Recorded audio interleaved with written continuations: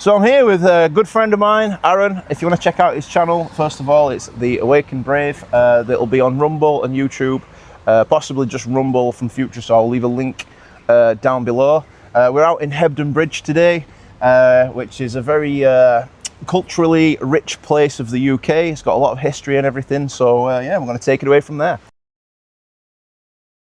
I'm nostalgic about these places, yeah. And to be quite frank, ladies and gentlemen, I wish I still lived in a place like this when it's horse and carts, because my soul, my spirit belongs in a time like this. I really have a deep abhorrence to combustion engines and cars.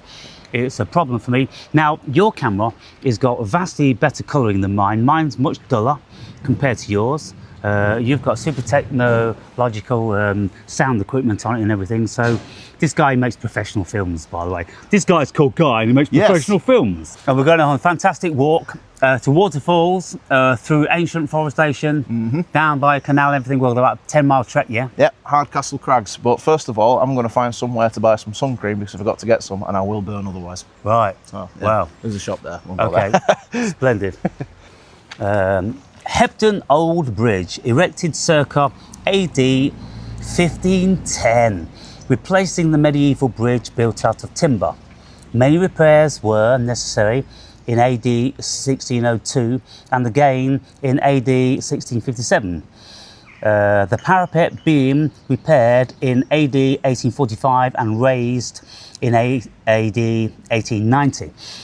The eastern arc of the bridge spanned the tail goet of a bridge. Now, lots of that means little to me because I don't know anything about the history of this place, but suffice to say that this bridge is well old. So we're just walking over the bridge as we would have done in what, 1800s, 1900s? 1500 back it began. Back when we had some red squirrels. 1510 it was built. Yeah, 1510. Wow, imagine that. That'd be amazing. Walking around here and getting someone flinging piss and shit on you from a window somewhere. Well, at least we don't have that to contend with, but we have things like rainbow warriors to contend with. Oh. I suppose, you know, as a comparison, it's not too much to be dealing with. In the situation, we're going to buy some sun cream as well. Got all the little organic fruit and veg hey, shops. my face is proper brown, so I won't be needing any of that. You look like a pirate. Just this dude. You He spends too much time indoors, you do. I know, because I'm just working all the time. He's too much of a great tattooist. He's in big demand. I know. They keep him indoors all the time. When the kids are older, I'm going to adopt Aaron's lifestyle instead of yeah, so indeed. That's what's happening.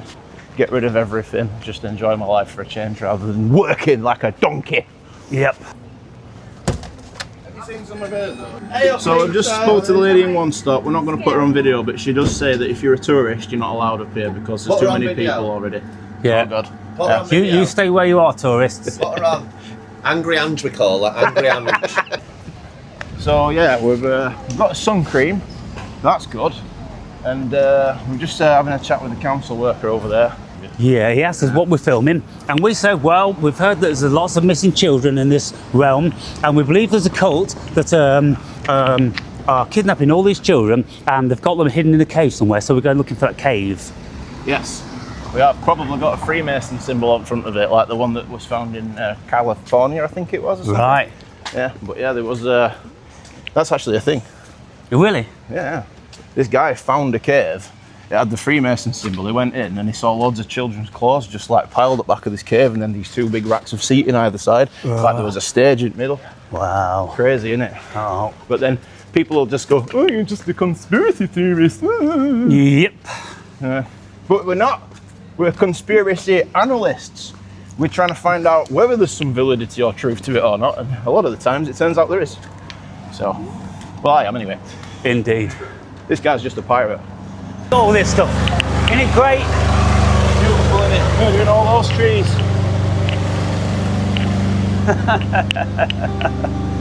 Murderers! Murderers!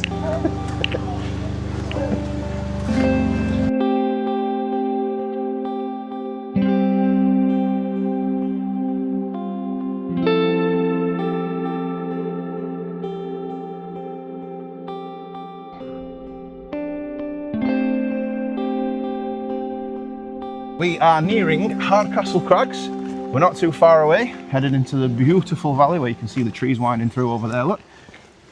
And me and Pirate Beard over here, we're going to do some philosophizing. We're going to dip his feet in the river. We're going to talk some deep, inquisitive, intuitive philosophy, which I've just said. We've just sprayed ourselves with bug spray because the bugs are out, and we got absolutely destroyed yesterday. I think I had a bunch of Bill Gates mosquitoes, you know, the weaponized mosquitoes just attacked me in my sleep last night. So I'll probably end up looking like the elephant. So we're heading into some deep forestation where the sun doesn't penetrate, and so you've got lots and lots of all different sorts of bugs that just want feed on hungry or tasty white flesh. Like politicians. Yeah. Now the thing is, what I'd like to say, ladies and gentlemen, for those of you, few of you, who have really good friends who you can talk incessantly with, it doesn't matter how long you're with them for, you will never stop talking. It's always very interesting, stimulating, and from the heart. Well, this is the conversations myself and Guy have, and always have had, and that's what bonds us in a very powerful relationship. When we have other friends, when we all of a sudden there's pregnant pauses, we don't know what to say. You can't communicate, you can't penetrate with them. I can't have relationships like that. They just don't work for me. So it's kind of like got to be full on, because I'm a full on sort of dude. And some people would say I'm a bit intense, but I wouldn't have it any other way. Well, everybody says I'm intense, so I suppose like that's the same thing. do you get the same thing when you're in conversation with somebody and you get that awkward silence? That awkward pause and you don't know what to say, and it's like your brain's saying, is that person judging me, or is that just me? I think they're just bemused. Yeah. They're absolutely befuddled because the things you're talking about they've never considered, and they just think, what is this dude talking about? Yeah. Because we enter into a different realm. You see, very very quickly, if I meet someone and I have a chat, the conversation will very very quickly end up in the metaphysical, spiritual, or something like that. And people, they've never been there in their lives. They've never asked these questions. They've never thought these thoughts. And so therefore you see a bemused look on their face and you go, oh, okay, thank you. Well, anyway, it's nice talking to you. And I'm on my way.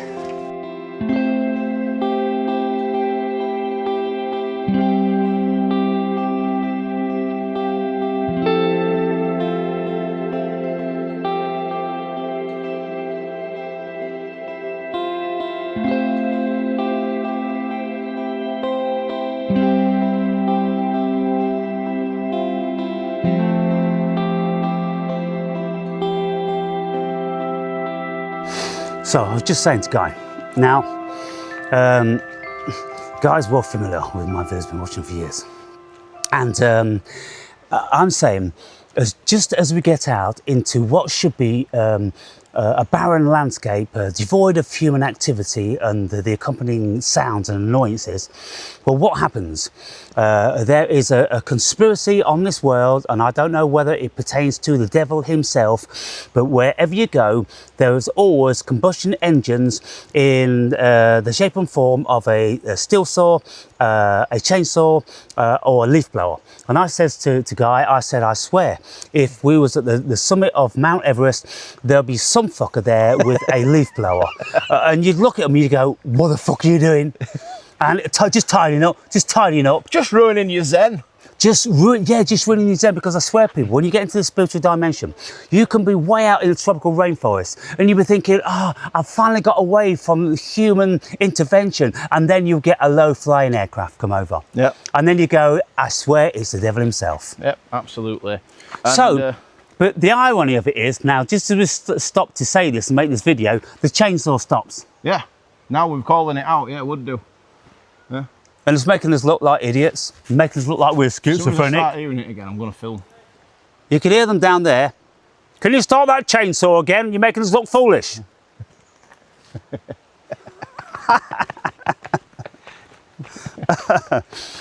But you know, when you've got this beautiful bliss, look what we've got around us.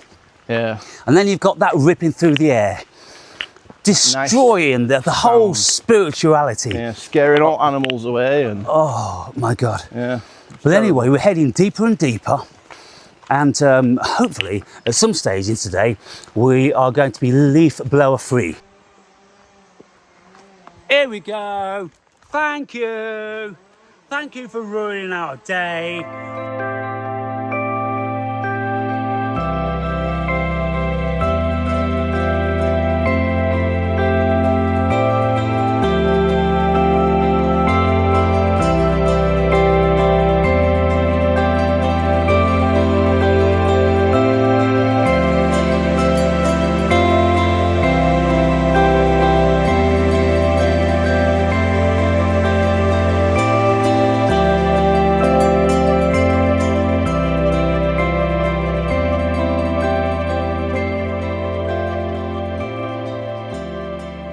So Aaron here had an interesting thing he wanted to mention about ants. We were just talking about ants and how, like, impossible, or so it seems it is, for them to just know certain tidbits of information. So then I'll pass you on to Aaron here. Well, to know how they structure their very, very complex lives.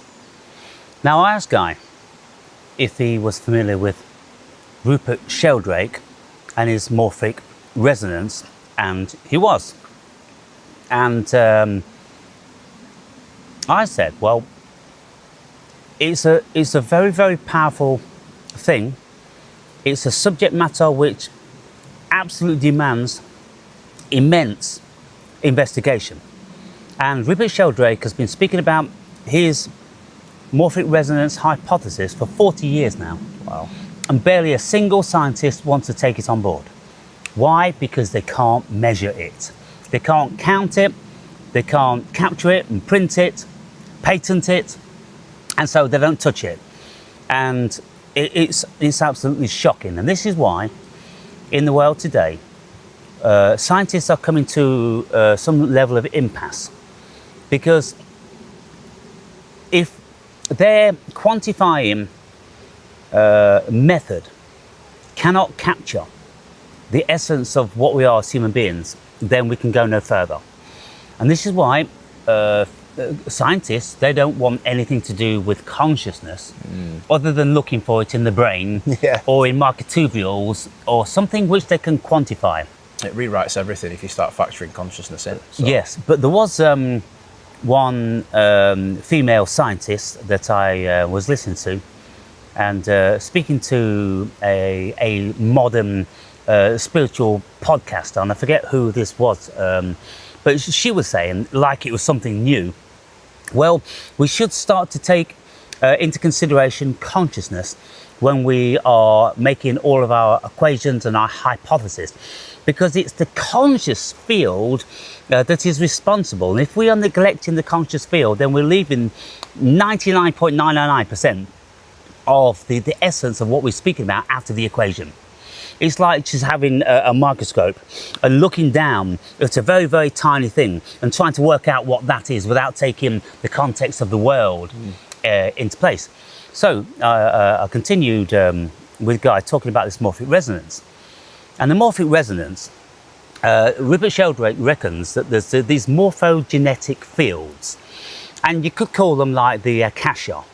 The Hindus called this ether, the Akasha, which means just the air basically around us. There's a field, an invisible field, where everything that ever has been known, will be known, and is known is in. And when we go into meditation, or when we are very perceptive, when we are open, we will get fed this information via our intuition. And people who are highly tuned in to themselves and the cosmos and their spirituality, like Edgar Casey, Aleister Crowley, Manly P. Hall, and lots of other people of modern, ilk, they're vastly more perceptive. And so where are they getting this information from? Where are their thoughts coming from? Like famous people, brilliant artists, when they ask, where do you get these thoughts from? They said, I don't know, it just comes to us. And so that's what happens, we're being fed. So therefore then, you can see what Rupert Sheldrake, he was talking about the morphogenetic field. There's information all around us that we tap into. Now, who's to say that we're not getting every single one of our thoughts through the morphogenetic field? I think that there's more evidence to suggest that the brain doesn't make thought. It's a transceiver. Exactly. Now, just to interject a little bit, in nature, And one thing that fascinates me is how nature, or the deeper investigations of nature, really do support this idea of a non-local consciousness. Now look at a bee. A bee is able to complexly tell another bee, by wiggling its body in a certain way, exactly the directions to a patch of flowers where they're going to be able to pollinate. Again, you were talking about how ants were able to seek out smaller nests. How would they know it was a smaller nest? How do they count the numbers of ants in the nest? You know, there are certain things. Now, the vine I was talking about, I'll have to probably link the name, but there's a particular vine, and when it grows, they'll plant 3 pots. In this pot here is a tree where the vine doesn't like to grow around because it's poisonous to the vine. And then on this pot here is a tree where the vine does like to grow around. And as you watch it in a slow-mo as it's growing, a time lapse, it'll circle around like this, looking for something to grow around, but it never touches either tree until eventually it always seeks out the one that it likes. It somehow knows without touching the dangerous tree. Where does that information come from? When we start looking at that in you know, worms, for instance, plethaural worm, can't remember the name of it, begins with a P.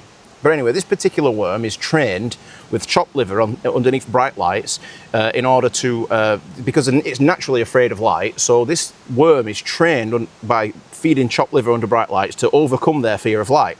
And then what they'll do is they'll chop the brain stem, the brain, everything, the tail end, everything, so you've got a stump left. The worm regrows a brain, regrows a brain stem, regrows a tail, and every single time it remembers that it's not afraid of light. It remembers the skill that it's learnt from a previous brain. Where does the memory come from? Now, I speak to heart transplant patients who adopt the emotional state from you know, the heart transplant, from the donor. Yep. Right? And I say, okay, what if that heart is transmitting and receiving consciousness on one frequency?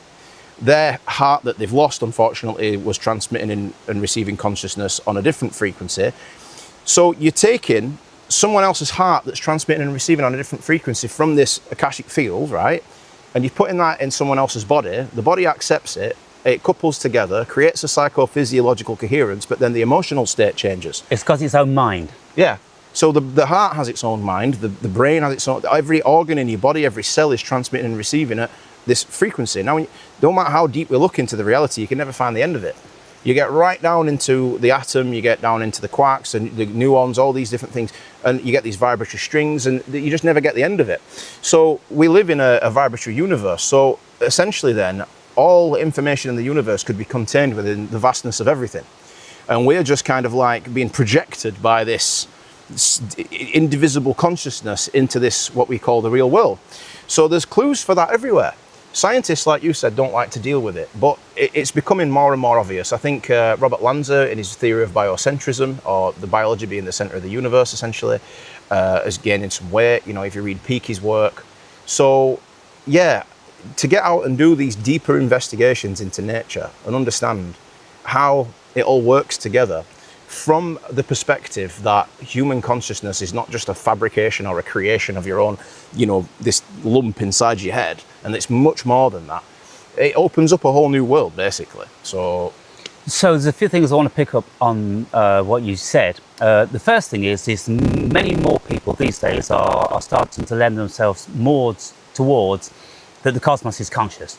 That's the most obvious of assumptions to make. It really is the most obvious. That things individually are not conscious per se. If you've got a cosmos which is conscious, and then you've got different levels of consciousness within consciousness, befitting to the sophistication of whatever animals they are. Some animals are really, really bright, and some are really, really not so bright. And so they've got different levels of consciousness. As to why that is, well, I suppose we need all sorts to make this beautiful diversity of the cosmos. Now, going back to those 2 plants, you've got a picture of 3 plants. You've got one poisonous tree on the outside and one non-poisonous tree. And then you've got this vine growing up in the middle. Now, what they do is they send out their feeler, and their feeler goes out like this, and it gets wider and wider and wider. And I'm suggesting how they know, because this feeler is like an antennae, and it's feeling the vibration of whatever it's looking for. And the frequency of the poisonous plant is different to the frequency of the non-poisonous plant. Because it's like Nikola Tesla said, the whole cosmos is frequency. Well, everything can be discerned by its frequency. And we know that when we look at atoms and molecules, they all vibrate at their own rate, depending on what consistency, in what contextual reality they are in, what they're paired up with, this and the other. So everything is a frequency. So it seems to me very logical that the plant would be looking for a frequency which they have learned through the past to be friendly, and they avoid the one that's not friendly. Could a collection of ants give off a different frequency depending on the size of the nest? Maybe. Now, Guy mentioned something about ants, because I've just gone through a whole scenario about a documentary that I once watched was about a variety of ant. And this variety of ant is the sort of ant which sends out scouts going looking for the same variety of ant in a colony. And what it's looking for smaller colonies than its own. And the reason why it's looking for smaller colonies, because it wants to colonize them. And if it's a smaller colony, then it knows that it's going to have a smaller amount of soldier ants. So the bigger colony sends all of its soldier ants over because it's a numbers game. Even if it's a 1-for-1, the bigger colony is going to win. When the bigger colony wins, they steal all the larvae and they kidnap the queen. They take the larvae and the queen back to their colony, and then naturally all the worker ants, the drones, they follow the vanquishers back to their colony. That then increases the size of their colony. Now, why do they do that? Because increasing the size of an animal's colony gives rise to a greater propensity for existence, for survival. And so now then, the next question is how does this relate to morphic resonance? How do these ants know how to do that? Now, we are led to believe by scientists that intelligence is derived out of the largeness of our brains. And we are told that human beings have the largest of brains, maybe save for elephants, I don't know, but proportionately we have the largest brains. That's why we're the most intelligent. And then when we go down the scale to apes and monkeys and that, they get less intelligent because their brains are smaller. Well, if that is a reality, if that's the case, when we're looking at ants and bees, they must be very, very stupid then as individuals. So how do they get their great intelligence from? Because when you look at ant colonies, it's collective. Termites can build colonies 5 meters wide, 4 or 5 meters deep. They can be literally as big as a house, and all their tunnels go down. That's one big brain. Yeah, one big brain. Collect all the ants together. One big brain. They've got a whole level of sophistication of heating system and cooling system. They've got departments where the vegetation is rotting, which generates heat for the winter time, and they've got cooling flues which they open and close. They've got all this stuff going on. They've got those that tend the queen, which are completely blind. They've got those that fertilise the queen, which are completely blind. Then they've got the ones that forage foods. They've got the protectors, and then they've got the builders, and they've got all this very, very sophisticated ecosystem going on. And you look at them and you go, well, that is a mini version of human society. Yeah. It really is. They warmonger. They go on hunting expeditions, and when they find something, they send out massive trains of ants to devour this particular thing and bring it back. So they're very, very sophisticatedly organized. Where do they get that intelligence from?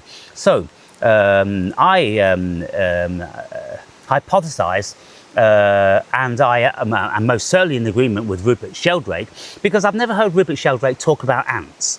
No. And I'm very surprised he hadn't talked about ants. He's not talked about rats, didn't he? Yeah, he's talked about rats, he's talked about monkeys. But he's not talking about these very, very small animals, which are vastly more, I would think, sophisticated than rats. In the colonies they live in, they actually go to war. This is the difference, people. This is what I'm talking about. Ants actually go to war. They decide they're going to war. They decide who they're going to war with. They send out a scout looking for an ant colony which is smaller than theirs. If this particular ant or group of ants makes the wrong decision, if it makes the wrong assessment, if it goes back and tells its colony that this colony over there is smaller than them, then it's absolutely fatal to them. Because they will send out all of their soldiers and they will all be destroyed. And so therefore they can't afford to make that mistake. So how do they not make that mistake? How is it that they can go into a colony and discern how big it is? They can't stand on the top of a mountain like they would do in the Roman days, you know, and assess the massive amount of tents and this, that and the other with an army. They can't do that. How on earth do they do it? They must feel it out. There's some sort of pheromone or some sort of vibration. Yeah, it could be pheromones. Now, this is the morphic resonance. So what Ribbit Sheldrake is saying is that there's information all around. So where do ants get their information from? They get it from the morphic resonance field. It's an invisible field of information, which gets tapped into by a certain frequency. These ants emit a certain frequency and they receive a certain frequency, like we do, human beings. Yeah. We receive information. We don't know where our thoughts come from. We've got no idea where our thoughts come from. And so it's exceedingly feasible to hypothesize, well, we're being fed from a motherboard. We're being fed from a server, and we're the internet. The most obvious thing for people that have not done the inquiry into that would be, oh, the thoughts are happening in my head, so thus my brain must be creating them. That's like saying, oh, my stomach's full, so thus, you know, I must be creating food in there.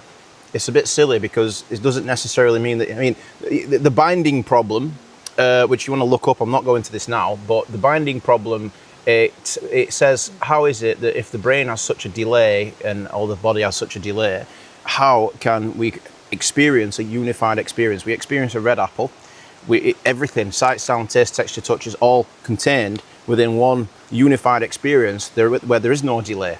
So brain scientists can't sort of discern why that is, but the non-locality of consciousness, right, and again, morphic resonance, things like this, actually solves that problem. So if the brain is transmitting and receiving a unified experience, then there you go. I mean, like, we've got glial cells in the brain, the German word for glue. We know that they transmit and receive information. They're basically semiconductors. And then the electrical activity, which constitutes to about 10% of the brain, which is where the myth comes from, you use 10% of the brain. Well, it's just that is the active firing neuron part of the brain that's basically dealing with all the data that's being fed in there. And the heart is doing the same thing, and it's because the heart is much quicker than the brain because it's not essentially firing the same way the brain is. The brain's just trying to process through the visual cortex and the auditory cortex, everything that's coming through it. But the real power is happening in those cells that are communicating with something other, or they're a part of something other, which I think, again, is the Akashic field or the morphic resonant field or whatever, or the quantum field, or whatever name you want to give to it. This external, eternal isness that everything arises from. So the whole universe is like that. It's extremely intelligent. You know, we talk about collective consciousness, but I seem so separate to this fella, and he seems separate to the guys that were just staring at us strangely over there for having this conversation. But the thing is, if we all decided to work together to build a bridge over this lake here, then there's your collective consciousness right there and then. We're working together. How does the universe know how to create that experience, for instance? I mean, nobody ever really thinks of that, you know. Here's a very interesting thing. Now, when you're talking about these particular varieties of worm being cut into pieces, how do they know to grow ahead and not to be afraid of light and this and the other? Well, because in every living cell, there is the information to build the entire unit of the body. So in every single human cell, there is all the information that needs to build the whole thing. Now, when you cut a worm in half and it decides it needs to grow ahead, these individual cells must be communicating with a larger field, and the larger field sends down the additional information. And your cells here are on a different access point to the Akasha than my cells. Yeah. So if I was to take his heart and put it in my body, I'd probably end up, you know, really, you know, finding myself like in the Everly Brothers or something, you know, because there'd be the emotional side of it. So, yeah, it's an interesting one, that. So I always equate it to like having an iPhone. You know, your iPhone is accessing a cloud on one particular frequency. Your iPhone is accessing the cloud on another particular frequency. Everything looks like it's coming from the phone, but it's actually transmitting and receiving from an access to the cloud. If I break my phone in half, you know, he might be able to hack my cloud, but he's never going to fully be able to access it. He could take parts of my phone, put it in his phone, and access parts of my cloud, right? You know, what if when we die, you know, somebody else's experience comes about, and somehow from the Akasha, you know, drags in some of that information that's been dispersed back in. Like your life is like a water drop, yeah? You drop it, it lives, there's the birth, it lives, it's falling, it hits the surface, it dies, right? And the water now, you know, disperses back into the vast field of the ocean, right? So you're a water drop in the ocean, and when you're dead, the water drop's still in the ocean. It's just not contained in its form anymore, like we're contained in this form now. I wouldn't even say it's dead, you just transform. Yeah, you transform, exactly. So instead of being a drop away, look, it's like this. When we look at the world and we see how the atmosphere works, when the sun shines down, heats up the oceans and the ground, it vaporizes and moisturizes, atomizes the moisture, so it becomes light in the air, it rises up, it gets out into the higher realms, it starts to cool down, it builds up and collectivizes into clouds, it becomes very, very dense, and then it starts to fall back down again. So we've got this cycle going on. What makes me laugh is when I meet people, go, oh yeah, when you die, you just die. It's like a very limited way of looking at it. Everything in the universe is cyclic. Every single thing is cyclic. Why wouldn't we be? Well, yeah, everything pertains to the one.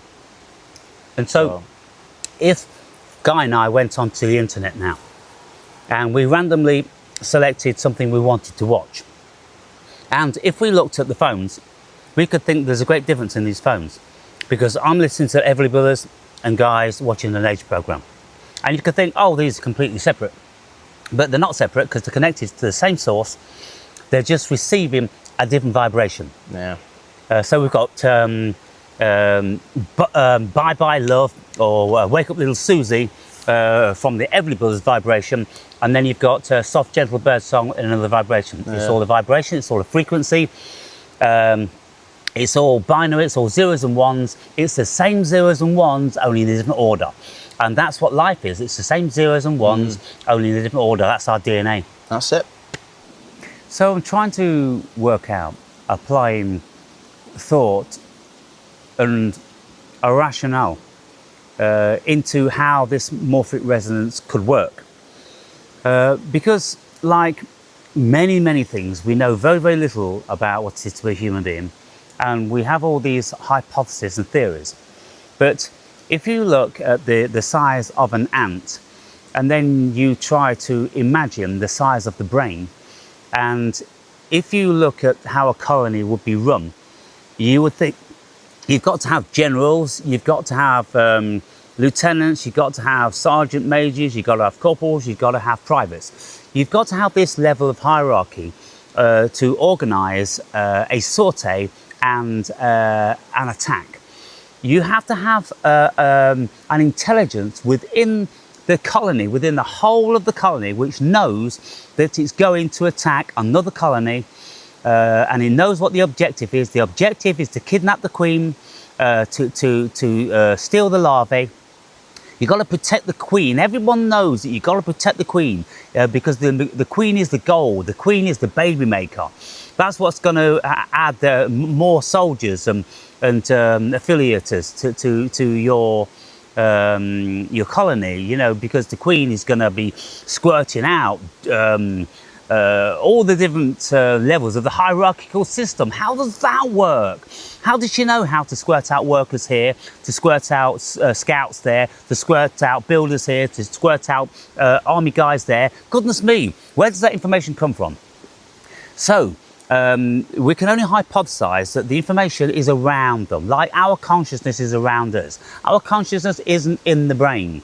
It's around us somewhere. It's in the whole cosmos. And if you look at it like that, then you could say that this morphic resonance to an ant colony is a field, a morphogenetic field around the ants themselves. And ants are born into that. And I've often speculated, Guy, if all that ant colony is wiped out, what happens to that morphic genetic field which pertains all the information to that particular ant colony? Does it just float around somewhere? Is it in the ether? Where is it? Is it temporal? Or is it a vibration that permeates the whole world that we tap into? How does this stuff work? But it's fascinating to consider this and to try to work it out. But suffice it to say, there has to be, like when we're tuning into, there's got to be something which we're tuning into. Because if aliens came to this world and they looked at these devices and they started to think, why, where does the intelligence come from? From these phones. Because if they open the phone and they go, well, it isn't in here, this massive amount of information isn't in here, so where is it? Well, they would have to start to speculate, well, it's got to be out there somewhere. And then eventually they'd learn that, oh, well, it's coming from these masts, it's coming from these satellites. So what we've got to work out is where this morphic resonance is deriving from. And we've got to work out where our consciousness is deriving from. Because until we work those things out, we're still going to be in the dark. How beautiful is this? And we've got these, you know, very steep drops down there. Yeah.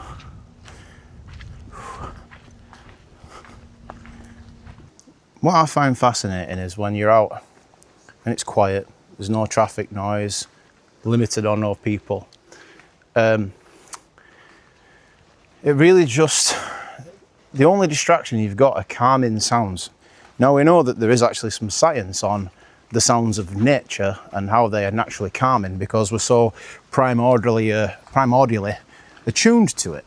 So basically, when you open up to that, you can really immerse yourself in the experience. Now, I don't promote any use of psychedelics on my channel for obvious reasons. I do. This guy does. But all I'm saying is certain experiences can really help you immerse yourself deeper into that world, right? So if you imagine,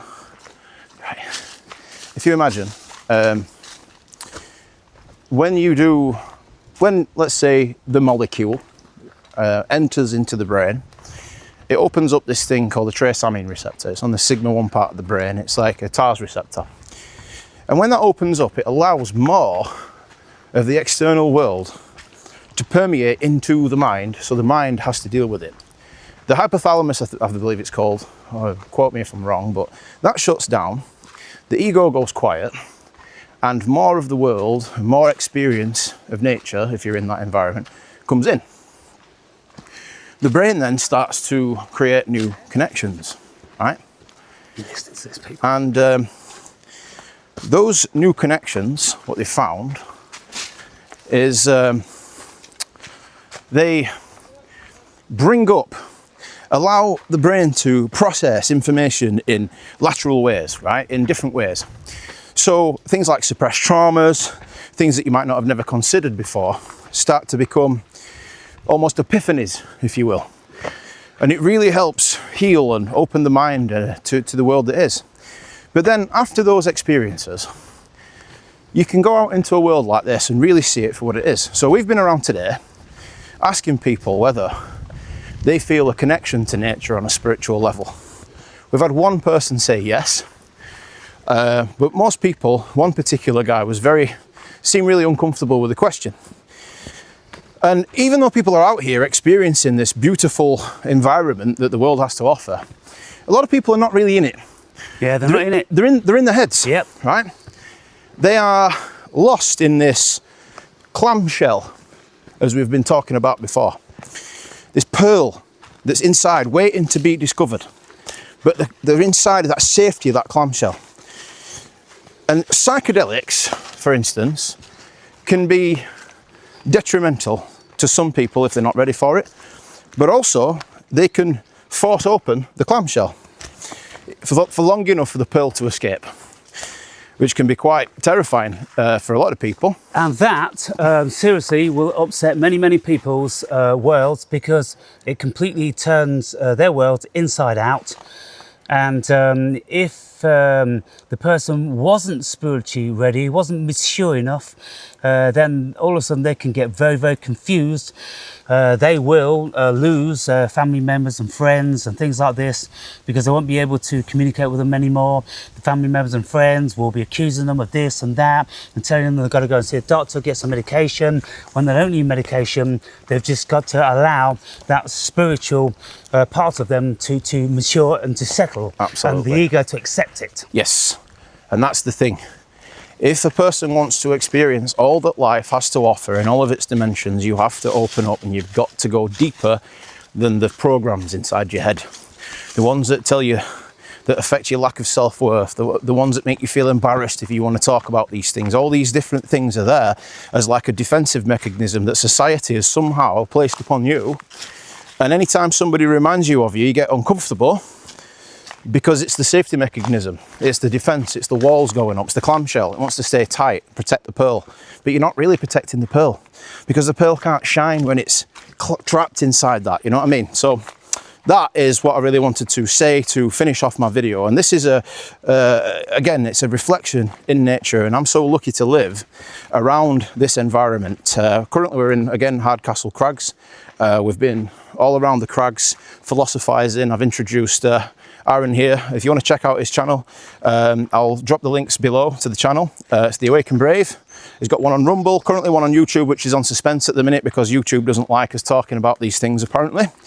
Again, selectively, I have to be careful how I approach this topic unless I get a strike and all these things. So yeah, it's been an absolute pleasure. If you like what you see, please subscribe, show your support. Again, this is the ADHD Explorer, and it's all about exploring nature, photographing nature. I'll finish off with a couple of pictures that I've taken at the crags before, like a mix mash of different wildlife shots that I've done down here, so you've got something to look at. I didn't really get much today because we've been too busy talking and stuff anyway, but yeah, cheers guys. Take it easy. Hasta luego. Hasta luego.